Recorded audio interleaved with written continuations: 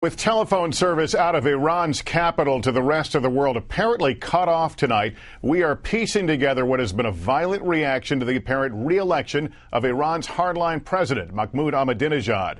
As night fell in Tehran, fires were reportedly still burning after supporters of a rival, more moderate candidate clashed with police in the streets.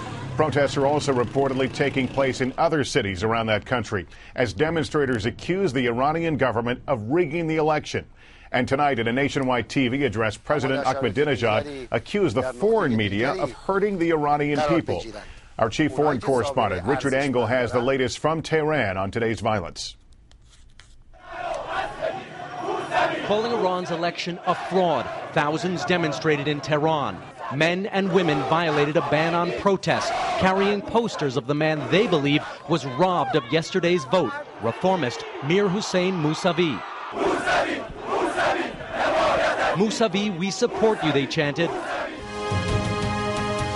But Iranian state television broadcast a different image of Iran, claiming 80% voter turnout is proof of Iran's vibrant democracy. Today, the state news agency announced that President Mahmoud Ahmadinejad won more than 60% of the vote. Mousavi, just over 30%. Iran's supreme leader congratulated President Ahmadinejad on his victory. It's a sign here there will be no runoff, no recount, no hope for the opposition, now launching Iran's biggest political challenge ever. Mousavi's supporters are students and the wealthy elite. They shocked the government in the run-up to the election by the passion of their campaign rallies and calls for change. But today, a woman taped over her mouth to say her vote was silenced. Many demonstrators hid their faces.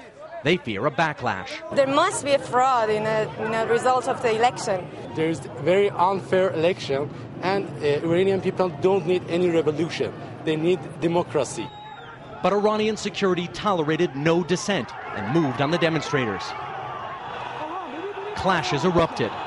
Students threw stones and cans. Some swarmed an officer and attacked him.